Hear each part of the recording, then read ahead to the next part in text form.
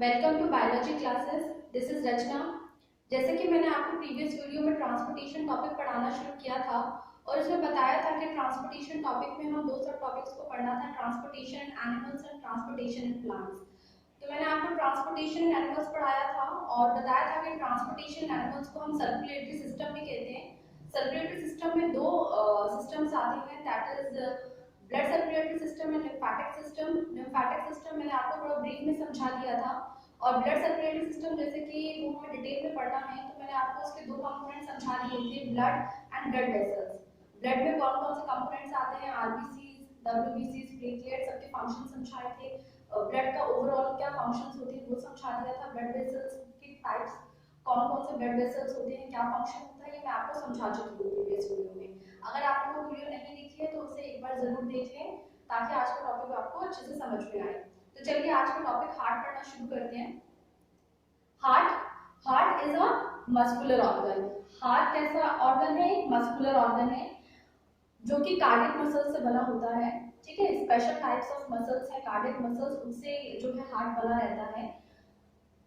Heart का जो breath है दैट इज 12 सेंटीमीटर, लेंथ है 9 सेंटीमीटर और इसका वेट जो होता है दैट इज 300 ग्राम। इसका जो वेट है वो है 300 ग्राम। ठीक है, अब हार्ट जो है ये सिचुएटेड कहाँ रहता है ह्यूमन बीइंग्स में? In between the lungs. ठीक है, लंग्स, दोनों लंग्स के बीच में हार्ट प्रेजेंट रहता है और स्लाइटली टिल्टेड रहता है, बेंड रहता है लेफ्ट साइड की तरफ। यानी कि जो हार्ट है वो इन बिटवीन द लंग्स तो होता है लेकिन लेफ्ट साइड ऑफ लंग्स यानी कि लेफ्ट साइड पे ज्यादा शिफ्ट रहता है। लंग्स और इसका जो टिल्ट है थोड़ा सा वो लेफ्ट साइड पे ज्यादा रहता है। ठीक है, so that is the position of heart in human beings. और हार्ट जो है वो ह्यूमन बीइंग्स में कितने चैम्बर का है? आप देख रहे हैं डायग्राम में कि वो कितने चैम्बर का हार्ट है ह्यूमन बीइंग्स में? 4 चैम्बर हार्ट है ह्यूमन बीइंग्स में, क्योंकि ह्यूमन बीइंग्स जो है वो एडवांस्ड है। ह्यूमन बीइंग्स किसमें आते हैं, कौन सी क्लास में आते हैं? मैमल्स क्लास में आते हैं। ठीक है स्टूडेंट्स, तो आपको पता है कि मैमल्स जो क्लास है उनके है एडवांस्ड है, तो वहां पर एनर्जी रिक्वायरमेंट ज्यादा है, तो वहां एनर्जी रिक्वायरमेंट ज्यादा है तो यहाँ पे हार्ट के लिए फुली डेवलप्ड है ताकि वो एनर्जी की नीड्स को क्या कर सके, पूरा कर सके। और प्रिमिटिव अगर हम एनिमल्स में देखते हैं, जैसे हम पाइसेस में देखते हैं, फिशेस में हार्ट कितना होता है? 2 चैम्बर्ड हार्ट होता है। वैसे हम आगे बढ़ते जाएंगे एम्फीबियंस में, रेप्टाइल्स में, तो हार्ट के चैम्बर्स क्या होते हैं? बढ़ते जाते हैं। रेप्टाइल्स में कितने चैम्बर्ड हार्ट होता है? 3 चैम्बर्ड हार्ट होता है। ठीक है, एक्सेप्ट क्रोकोडाइल। क्रोकोडाइल में जो हार्ट है वो मतलब फोर्थ वाला जो है वो ऑलमोस्ट होता ही है, मतलब पूरा डेवलप नहीं होता लेकिन फिर भी वो 4 में गिना जाता है। तो क्रोकोडाइल में 4 चैम्बर्ड हार्ट होता है, बाकी रेप्टाइल्स में कितना चैम्बर्ड हार्ट होता है? 3 चैम्बर्ड हार्ट होता है। ठीक है, सो इस तरह से क्या है, जैसे जैसे एडवांसमेंट आती है एनिमल्स में वैसे वैसे जो ऑर्गन्स हैं वो क्या हो गए? स्पेशलाइज्ड होते गए, वो पूरी तरह से डेवलप्ड होते गए। ठीक है, एवोल्यूशन के दौरान। ठीक है, तो एवोल्यूशन टॉपिक जो है वो अलग से आपका दिया हुआ है 10th बुक में, तो वो वहाँ हम अच्छे से समझ लेंगे। लेकिन वैसे इन शॉर्ट क्या है, जैसे जैसे एडवांसमेंट आती गई एनिमल्स में वैसे वैसे जो क्या है ऑर्गन्स वो फुली डेवलप्ड होते गए। ठीक है, तो heart in human beings is a 4-chambered structure. Upper 2 chambers are called atrium. ऊपर के जो चैम्बर्स है उन्हें हम एट्रियम कहते हैं। And the lower 2 chambers are called ventricles. जो नीचे के चैम्बर्स है उन्हें हम ventricles कहते हैं। ठीक है, अब हार्ट की दो साइड्स है। ठीक है, जैसे हमारे हैंड्स है ना, राइट एंड लेफ्ट, वैसे ही दो हार्ट भी लेफ्ट एंड राइट है। तो लेफ्ट साइड पे जो एट्रियम है दैट इज लेफ्ट एट्रियम। ठीक है, राइट साइड पे जो एट्रियम है, ठीक है, दैट इज राइट एट्रियम। वैसे ही left ventricle and right ventricle. ठीक है, आप इसकी एक बार लेबलिंग समझ लें, फिर मैं इसके आपको पूरी फंक्शनिंग समझाऊंगी कि हार्ट फंक्शन कैसे करता है। ठीक है, तो अपर 2 chambers are called atrium and the lower 2 chambers are called ventricles. ठीक है, राइट साइड जो पोर्शन है that is right atrium and right ventricle, and left side जो पोर्शन है that is left atrium and left ventricle. ठीक है, उसके बाद लेफ्ट एट्रियम जो है, लेफ्ट एट्रियम में जब ब्लड आता है तो लेफ्ट एट्रियम से जब ब्लड लेफ्ट वेंट्रिकल में जाता है तो देयर इज अ वॉल्व। ठीक है, and that valves are called bicuspid valve. ठीक है, यहाँ पर कुछ फ्लैप लाइक मसल्स लगे रहते हैं। ठीक है, फ्लैप लाइक स्ट्रक्चर रहता है जो कि क्या करता है, जब लेफ्ट एट्रियम से ब्लड लेफ्ट वेंट्रिकल में जाएगा तो ये फ्लैप क्या होता है, बंद हो जाता है। ये क्या करता है, बैकवर्ड फ्लो ऑफ मतलब ब्लड को बैक जाने से रोकता है। ठीक है, it prevent the back flow of blood, ठीक है। सो लेफ्ट एट्रियम और लेफ्ट वेंट्रिकल के बीच में कौन सा वॉल्व प्रेजेंट है, दैट इज बाइकुस्पिड वॉल्व, और ये क्या करता है, बैक फ्लो, ब्लड के बैक फ्लो को रोकता है, ठीक है, ताकि लेफ्ट एट्रियम से जब ब्लड लेफ्ट वेंट्रिकल में जाए तो दोबारा से लेफ्ट एट्रियम में ना आ जाए, इसीलिए ये बाइकुस्पिड वॉल्व यहाँ प्रेजेंट रहता है। वैसे ही राइट साइड पे भी जब ब्लड आता है राइट एट्रियम में, तो राइट एट्रियम से ब्लड कहाँ जाता है, राइट वेंट्रिकल में।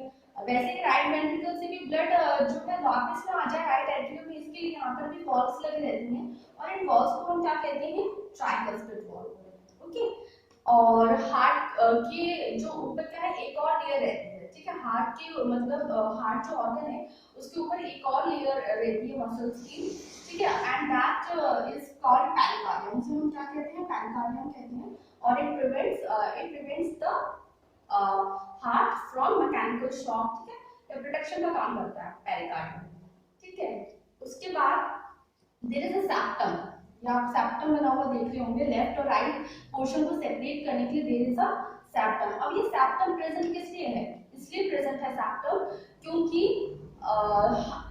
क्या होता है, लेफ्ट साइड पे जो ब्लड आता है, blood is pure blood, oxygenated blood आता है, सॉरी, जो लेफ्ट साइड पे आता है वो कौन सा ब्लड आता है, ऑक्सीजनेटेड ब्लड आता है, प्योर ब्लड आता है, और राइट साइड पे जो ब्लड आता है वो ब्लड कैसा आता है, डीऑक्सीजनेटेड ब्लड आता है, इम्प्योर ब्लड आता है। मतलब कहने का ये है, आप चाहे इम्प्योर के लिए चाहे डीऑक्सीजनेटेड के लिए एक ही बात है, ठीक है। तो यहाँ पर लेफ्ट साइड पे आता है प्योर ब्लड और राइट साइड पे आता है इम्प्योर ब्लड, इसलिए कि ब्लड क्या है, मिक्स ना हो जाए, ठीक है, इसलिए यहाँ पर बीच में क्या रहता है, लेफ्ट और राइट साइड को सेपरेट करने के लिए यहाँ पर क्या रहता है, एक सेप्टम प्रेजेंट रहता है, ताकि जो है वो प्योर और इम्प्योर ब्लड हमारा जो है मिक्स ना हो, ठीक है, there is a complete separation, ठीक है, because of septum pure and impure blood जो है क्या है, सेपरेट रहता है। देन उसके बाद, ठीक है, there is a pulmonary vein जो है वो ब्लड लेके आती है, कहाँ से लेके आती है पल्मोनरी जो वेन है वो लंग्स से प्योर ब्लड लेके जाती है, प्योर ब्लड लेके आती है, ठीक है। मैंने आपको वैसे बताया हुआ कि वेन्स क्या करते हैं, इम्प्योर ब्लड लेके आते हैं, लेकिन मैंने आपको उस टाइम भी बताया था कि there is a one exception, सारी वेन्स इम्प्योर ब्लड लेके आती है, लेकिन पल्मोनरी वेन एक ऐसी वेन है जो कि प्योर ब्लड लेके आती है लंग्स से, इसे आप ध्यान में रखेंगे, कंपटीशन में भी पूछा जाता है और 1 मार्क्स में भी ऐसे बोर्ड एग्जाम में आ सकता है, तो आप ध्यान रखिए, वैसे तो वेन्स इम्प्योर ब्लड ही लेके आती है, लेकिन पल्मोनरी वेन एक ऐसी वेन है जो कि प्योर ब्लड को लेके आती है, कहाँ से लेके आती है, लंग्स से लेके आती है, ठीक है।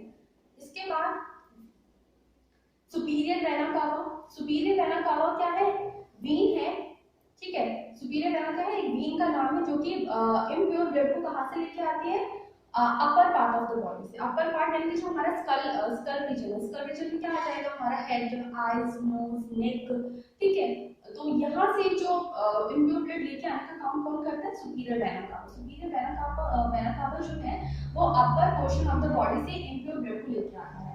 वैसे दिया जाता है इंफीरियर वेना कावा क्या है, ये इम्प्योर ब्लड लेके आता है lower portion of the body से, ये upper portion of the body से इम्प्योर ब्लड को लेके आता है, और इंफीरियर वेना कावा क्या है, lower portion of the body से इम्प्योर ब्लड को लेके आता है, ठीक है। So these are the labelings जो मैंने आपको इसमें बताया है हार्ट में, कि इसमें कौन कौन से पार्ट्स होते हैं हार्ट में, left atrium, left ventricle, right atrium, right ventricle, there is a septum between right and to separate right and left portion, there is a septum for protection, there is a extra membrane that is called pericardium, ठीक है। तो ये कुछ parts हैं जो मैंने आपको यहाँ समझाए हैं हार्ट के, तो आप इस तरह से इस डायग्राम को, बुक में जो डायग्राम दिया रहता है वो आपको समझ तो आ जाएगा, लेकिन उस तरह से आप कॉम्प्लिकेटेड है वो आप थोड़ा बना नहीं पाएंगे, लेकिन जो मैंने ये बनाया है आपकी ये डायग्राम, ये बहुत सिंप्लीफाइड डायग्राम बनाया है, तो इसे आप ड्रॉ भी कर लेना, अगर आपको नहीं पता है तो आप इसे ड्रॉ करके इस तरह से लेबलिंग करेंगे तो आपको ज्यादा बेनिफिशियल रहेगा, और ये 10th स्टैंडर्ड के हिसाब से बिल्कुल सफिशिएंट है और सही है, ठीक है। तो आप इसका डायग्राम और इसकी लेबलिंग जो है वो आती है पेपर्स में, तो आप इसको एक बार अच्छे से देख लें और इसको अच्छे से प्रैक्टिस कर लें, ठीक है। अब मैं आपको इसकी फंक्शन समझाती हूँ कि हार्ट फंक्शन कैसे करता है, ठीक है। तो हार्ट फंक्शन कैसे करता है, ठीक है, जैसे जब हम रेस्पिरेशन लेते हैं, जब हम सांस ले रहे हैं, ठीक है, इंस्पिरेशन कर रहे हैं, जब हम सांस ले रहे हैं तो सांस लेते हैं तो हम कौन सी गैस ले रहे हैं, ऑक्सीजन ले रहे हैं। ऑक्सीजन जो है वो रेस्पिरेटरी पाथ के थ्रू ऑक्सीजन कहाँ पहुंचती है, लंग्स में पहुंचती है। ऑक्सीजन लंग्स में पहुंची। ऑक्सीजन लंग्स में पहुंचने के बाद एल्वेलाई में, मैंने कहा था कि लंग्स में कौन सा पोर्शन है एक्सचेंज ऑफ गैसेस के लिए, एल्वेलाई में जैसे ही ऑक्सीजन पहुंचती है तो वहां पर ब्लड कैपिलरीज प्रेजेंट रहती हैं, ठीक है। ऑक्सीजन में लंग्स में एल्वेलाई में क्या है, ऑक्सीजन रिच ब्लड है, और ब्लड कैपिलरीज में कैसा है, कार्बन रिच ब्लड है, ठीक है। तो क्या होता है, एक्सचेंज होता है ना एल्वेलाई और ब्लड कैपिलरीज के बीच में। तो एल्वेलाई से oxygen rich blood blood capillaries में आता है, और ब्लड कैपिलरीज से कार्बन रिच ब्लड कहाँ जाता है, एल्वेलाई में जाता है। फिर एल्वेलाई से क्या होता है, वो कार्बन डाइऑक्साइड फिर द्वारा एक्सपीरेशन के दौरान वो कार्बन डाइऑक्साइड बाहर निकल जाती है बॉडी से, ठीक है। तो ऑक्सीजन रिच ब्लड को कौन लेके आ रहा है हार्ट में, पल्मोनरी वेन। जो ऑक्सीजन रिच ब्लड है, जो हमारा ऑक्सीजनेटेड ब्लड है, प्योर ब्लड है, उसे पल्मोनरी वेन लेके आती है हार्ट में, ठीक है। हार्ट में कौन से साइड में लेके आती है पल्मोनरी वेन, लेफ्ट एट्रियम में, ठीक है। तो पल्मोनरी वेन जो है वो oxygenated blood, pure blood lungs से लेके आती है लेफ्ट एट्रियम में। लेफ्ट एट्रियम क्या होता है, पहले रिलैक्स स्टेट में होता है, जैसे ही यहाँ पर प्रेशर से ब्लड आता है तो लेफ्ट एट्रियम क्या हो जाता है, फिल हो जाता है। फिल होने की वजह से क्या होता है, ये कॉन्ट्रैक्ट करता है, कॉन्ट्रैक्ट करता है, और कॉन्ट्रैक्ट करने से क्या होता है, ये जो वॉल्स हैं, बाइकुस्पिड वॉल्व हैं, ये खुल जाती हैं, और जो लेफ्ट एट्रियम से ब्लड है वो प्रेशर से कहाँ आ जाता है, लेफ्ट वेंट्रिकल में आ जाता है। और लेफ्ट वेंट्रिकल में आती ही प्योर ब्लड लेफ्ट वेंट्रिकल में आ गया तो फिर क्या होता है, बाइकुस्पिड वॉल्व क्या हो जाती है, बंद हो जाती है, जिससे क्या है कि ब्लड बैक फ्लो ना कर पाए, पीछे ना जा पाए दोबारा से, ठीक है।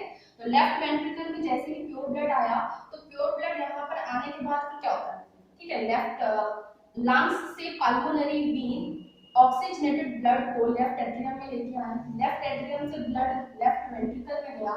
लेफ्ट वेंट्रिकल से क्या होता है, जो ब्लड है वो कहाँ पंप होता है, अयोटा में, ठीक है। लेफ्ट वेंट्रिकल कॉन्ट्रैक्ट करता है, और कॉन्ट्रैक्ट होने से क्या होता है, लेफ्ट वेंट्रिकल से जो प्योर ब्लड है वो आता है अयोटा में, ठीक है, अयोटा में आता है, ठीक है। ये अयोटा है, ठीक है।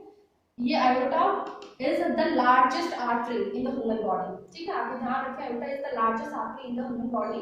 अयोटा में जो है प्योर ब्लड आता है, और अयोटा के थ्रू उसके बाद पूरी बॉडी में जो प्योर ब्लड क्या है वो डिस्ट्रीब्यूट हो जाता है अयोटा के थ्रू। अयोटा के द्वारा फिर आर्टरीज के थ्रू, क्योंकि अयोटा के थ्रू क्या होता है, ये जो प्योर ब्लड है पूरी बॉडी में क्या होता है, डिस्ट्रीब्यूट हो जाता है, आईज में, नोज में, hands, legs, all over the body जो क्या है हमारा प्योर ब्लड ऑक्सीजनेटेड ब्लड है वो पूरे बॉडी में पहुंच जाता है, ठीक है।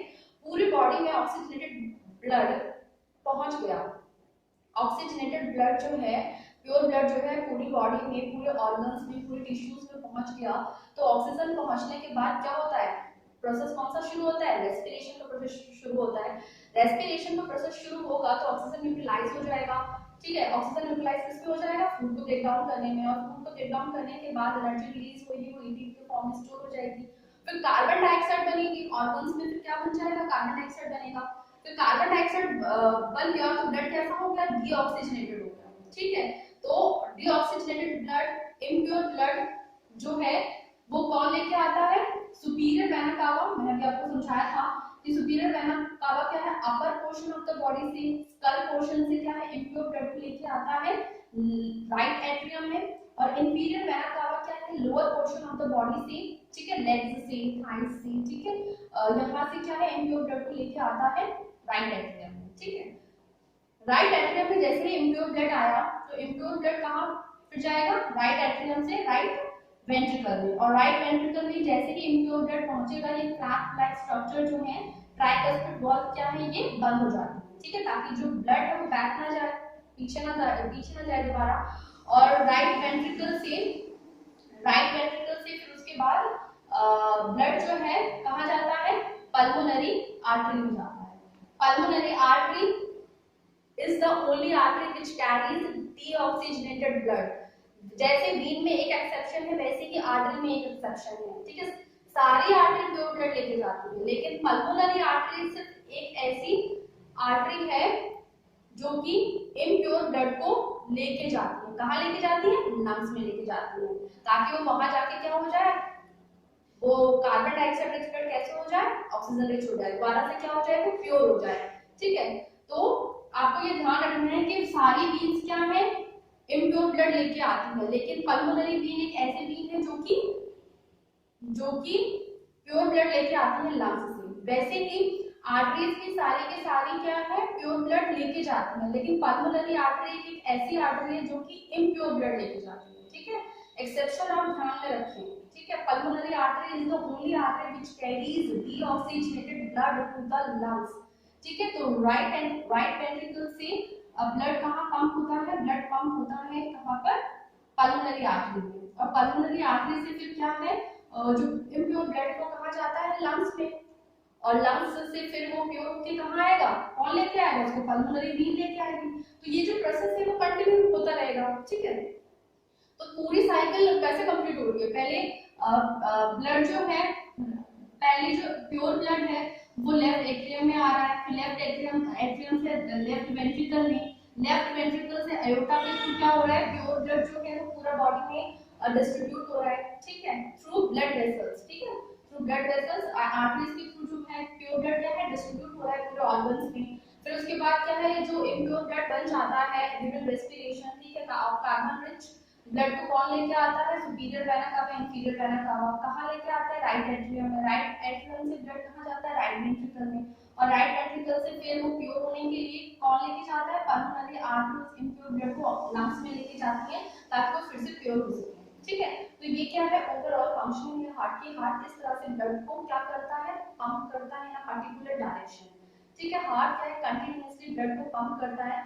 ठीक है, ताकि जो प्योर ब्लड है वो पूरी बॉडी में पहुंच सके, और इम्प्योर ब्लड जो बॉडी में बन रहा है, मींस कार्बन रिच ब्लड जो बन रहा है ऑर्गन्स में, फिर उसको भी प्योर करने का काम कौन करता है, हार्ट करता है। तो इस तरह से ये क्या हार्ट क्या करता है, फंक्शनिंग करता है। ठीक है, और हार्ट जो ये क्या हो रहा है, सर्कुलेशन हो रहा है ना ब्लड का, तो हार्ट कैसी सर्कुलेशन शो करता है, in mammals, in human beings heart show double circulation. ठीक है, क्योंकि हार्ट में देखो 2 बार ब्लड आ रहा है, एक साइकिल को कंप्लीट करने के लिए ब्लड जो है वो हार्ट में 2 बार आ रहा है। एक बार आ रहा है ऑक्सीजनेटेड ब्लड लेफ्ट साइड में। ठीक है, वो लेफ्ट एट्रियम से लेफ्ट वेंट्रिकल, और लेफ्ट वेंट्रिकल से एओर्टा के थ्रू डिस्ट्रीब्यूट हो रहा है प्योर ब्लड। और फिर वहां पर क्या है, कार्बन रिच ब्लड जब बन जाता है रेस्पिरेशन, तो फिर उसे कौन लेके आता है, superior vena cava, inferior vena cava, right atrium में, फिर राइट एट्रियम से राइट वेंट्रिकल में, और राइट वेंट्रिकल से ब्लड कहाँ जाता है, पल्मोनरी आर्टरी में जाता है। ठीक है, तो इस तरह से एक साइकिल कंप्लीट करने के लिए, एक सर्कुलेशन कंप्लीट करने के लिए ब्लड जो है वो हार्ट में 2 बार आ रहा है, ट्वाइस आ रहा है। इसलिए हार्ट शोज यानी कि there is double circulation in human being का सर्कुलेशन कैसा है, डबल सर्कुलेशन है। ठीक है, तो इसे आप ध्यान रखें। अब जो ये मैंने आपको समझाया है फंक्शनिंग ऑफ हार्ट, इसको मैं एक बार फ्लो चार्ट में आपको समझा देती हूँ ताकि आपको थोड़ा और क्लियर हो जाए। ठीक है, this is the flow chart of double circulation in human beings. अभी मैंने आपको डायग्राम से डबल सर्कुलेशन समझाया था। एग्जाम्स में क्वेश्चन 5 मार्क्स में आता है कि what is double circulation and explain with a diagram. तो आप डबल सर्कुलेशन की डेफिनेशन बताएंगे, that is the blood flows twice through the heart to complete one cycle of the body.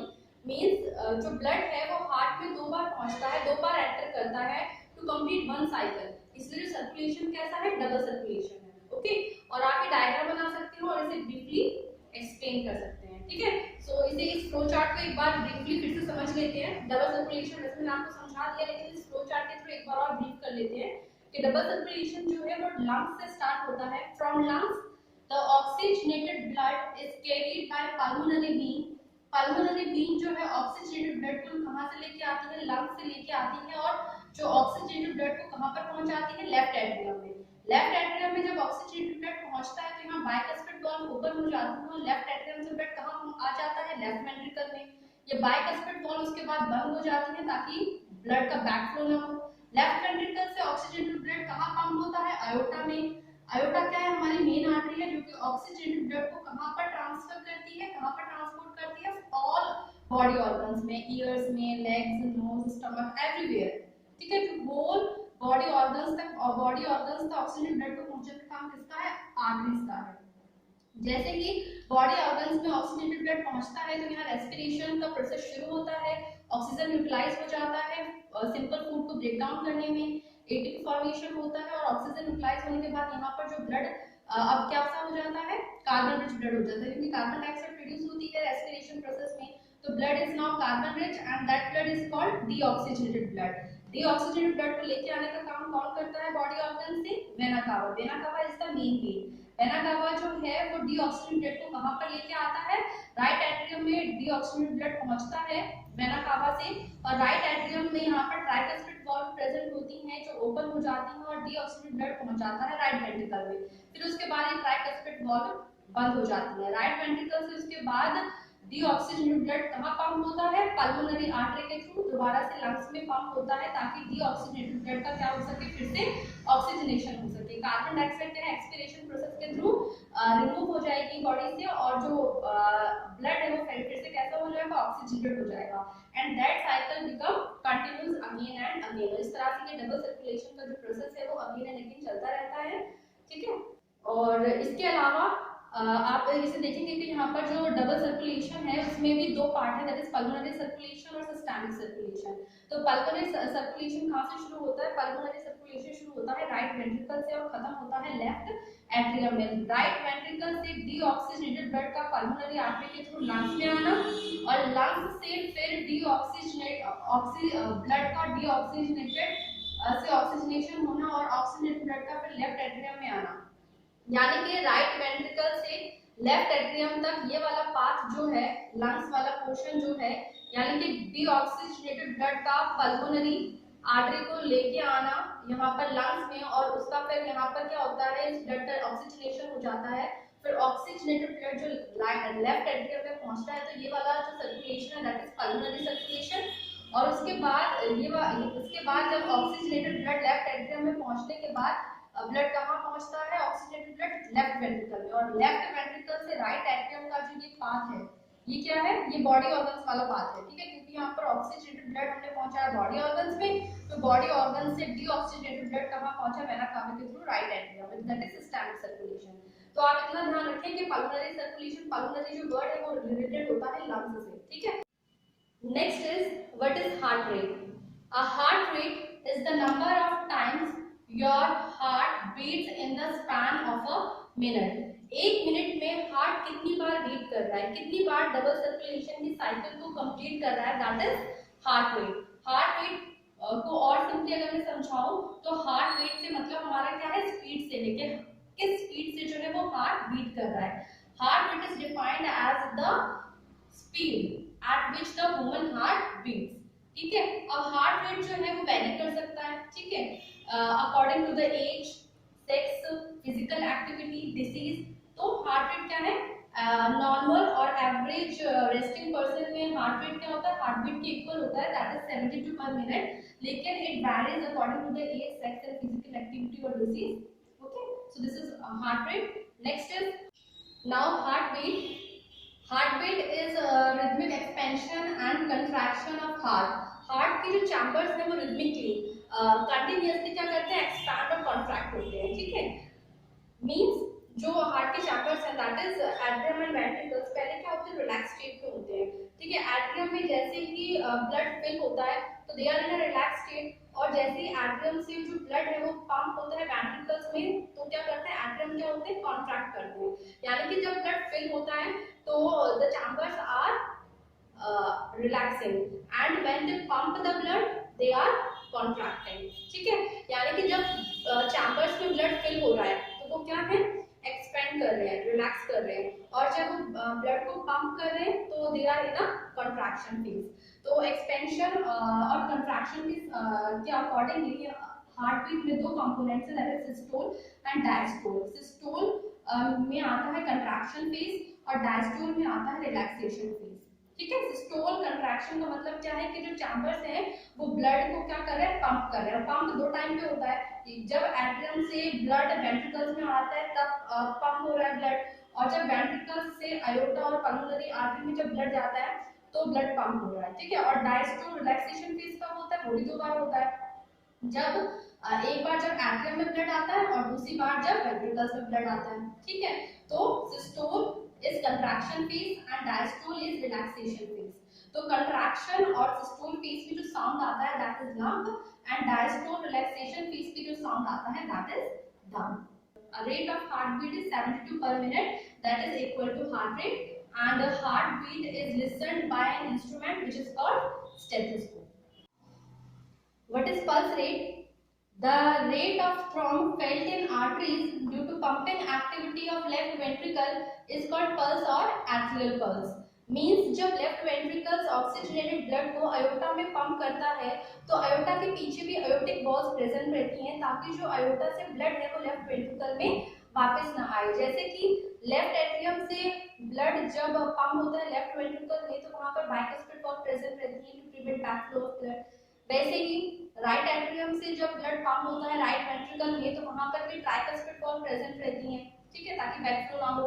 वैसे ही जब वेंट्रिकल्स ब्लड को पंप करते हैं, left ventricle blood को पंप करता है अयोटा में और राइट वेंट्रिकल ब्लड को पंप करता है पल्मोनरी आर्टरी में, तो वहां पर भी अयोटा में अयोटिक वॉल्स और पल्मोनरी आर्टरी में पल्मोनरी वॉल्स प्रेजेंट रहती हैं ताकि जो ब्लड का बैकफ्लो ना हो, ब्लड जो है वो एक ही डायरेक्शन में मूव करे, लेफ्ट एट्रियम से लेफ्ट वेंट्रिकल और लेफ्ट वेंट्रिकल से अयोटा।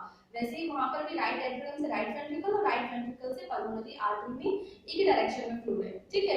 तो जब लेफ्ट वेंट्रिकल्स जो ऑक्सीजनेटेड ब्लड को अयोटा में पंप करते हैं तो वहां पर अयोटिक वॉल्स इतनी प्रेशर से बंद होती है कि वहां पर जो साउंड आता है वो बहुत जोर से आता है और that sound is called dump.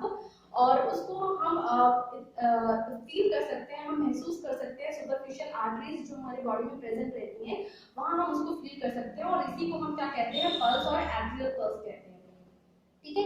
It is felt externally in the radial artery near the wrist, neck, temples, ham and ankles. ये कुछ रीजन्स हैं जहां से हम पल्स रेट को क्या कर सकते हैं, चेक कर सकते हैं। रिस्ट में आप अगर अपने रिस्ट में हाथ लगा के चेक करें तो आप चेक कर पाएंगे। नेक, बिलो नेक अगर आप अपना हाथ लगाएं तो आपको कुछ ऐसे ऊपर से ना धड़कता हुआ कुछ आपको फील होएगा। टेम्पल्स में, एंकल्स में कुछ रीजन है जहां से आप पल्स रेट को चेक कर सकते हैं। हार्ट रेट और हार्ट बीट और पल्स रेट जो है वो एक ही होता है, मतलब वैल्यू दोनों की सेम है, लेकिन डिफरेंस क्या है इन दोनों में कि हार्ट बीट को हम सिर्फ हार्ट से ही चेक कर पाते हैं with the help of stethoscope और पल्स रेट को हम कुछ ऐसे रीजन्स हैं जहां से हम इसको चेक कर सकते हैं जैसे कि wrist, neck, temples, ham and ankles. इसकी जो वैल्यू है that is 72 per minute in main and 80 पर minute in women. Okay, next is blood pressure. It is the pressure exerted by the flow of blood on the walls of vessels. जब blood flow कर रहा है blood vessels में, arteries और veins में blood जब flow करता है तो they are exerting pressure on the walls, ठीक है। वो pressure put करते हैं walls पे और उसी pressure को हम क्या कहते हैं, blood pressure कहते हैं। Blood pressure is measured by the instrument that is called sphygmomanometer. Sphygmomanometer से हम blood pressure को क्या करते हैं, measure करते हैं। और ब्लड प्रेशर में भी दो प्रेशर को हम मेजर करते हैं, that is systolic pressure and diastolic pressure. Systolic pressure होता है जब वेंट्रिकल्स कॉन्ट्रैक्ट करते हैं। Blood pressure at the time of maximum contraction of ventricles. जब वेंट्रिकल्स कॉन्ट्रैक्ट करते हैं, कॉन्ट्रैक्ट करना मतलब वेंट्रिकल्स जब ब्लड को पंप करते हैं तो ब्लड को पंप करने पे उनको वॉल्स पे ज्यादा प्रेशर लगाना पड़ता है, तो वो ज्यादा प्रेशर वॉल्स पे डालते हैं। तो वेंट्रिकल्स जैसे लेफ्ट वेंट्रिकल अयोटा में ब्लड को पंप करता है और राइट वेंट्रिकल पल्मोनरी आर्टरी में ब्लड को पंप करता है, तो वहां पर उस टाइम जो ब्लड प्रेशर होता है वो बहुत ज्यादा होता है और उसी को हम क्या कहते हैं, सिस्टोलिक प्रेशर कहते हैं। और इसकी जो नॉर्मल वैल्यू है that is 120 millimetres of mercury. MmHg क्या है, मिलीमीटर्स ऑफ मर्करी। वैसे ही डायस्टोलिक प्रेशर क्या है, blood pressure at the time of maximum relaxation of ventricles. जब वेंट्रिकल्स रिलैक्स होते हैं यानी कि जब वेंट्रिकल्स में ब्लड फिल हो रहा होता है तो वहां उस टाइम क्या होता है, ब्लड प्रेशर जो है वो कम होता है, उसकी वैल्यू कम होती है क्योंकि उनको पंप नहीं करना, उन्हें कुछ नहीं करना, ब्लड उसमें उन चैम्बर्स में फिल हो रहा है, तो वहां पर जो प्रेशर होता है दैट इज डायस्टोलिक प्रेशर। तो सिस्टोलिक प्रेशर होता है जब वेंट्रिकल्स कॉन्ट्रैक्ट करते हैं और डायस्टोलिक प्रेशर होता है जब वेंट्रिकल्स रिलैक्स करते हैं। इसकी वैल्यू 120 मिलीमीटर्स ऑफ मर्करी है नॉर्मल और इसकी वैल्यू है 80 millimetres of mercury. High blood pressure में क्या होता है, इसकी जो वैल्यू है वो ज्यादा हो जाएगी, प्रेशर ऊपर ज्यादा होगा, ठीक है। और लो ब्लड प्रेशर भी हो जाता है, लो ब्लड प्रेशर में की वैल्यू इसकी कम हो जाती है, तो उस टाइम क्या होता है, इंसान जो है वो प्रॉब्लम डिसीज कंडीशन में होता है, ठीक है, और प्रॉब्लम्स होती हैं, ठीक है। सो this is all about blood circulatory system. तो मैंने आपको ब्लड सर्कुलेटरी सिस्टम में डिटेल में समझाया, ब्लड वेसल्स, हार्ट की फंक्शनिंग, देन उसके बाद फ्लो चार्ट जो पूछा जाता है एग्जाम्स में ब्लड सर्कुलेटरी सिस्टम का, डबल सर्कुलेशन का, वो मैंने आपको समझाया। फिर कुछ ये छोटे छोटे टर्म्स थी जो इससे इसी से रिलेटेड है, जो आपको पता होनी चाहिए, तो वो मैंने आपको समझाई है। आई होप आपको जो है ये टॉपिक समझ आया होगा।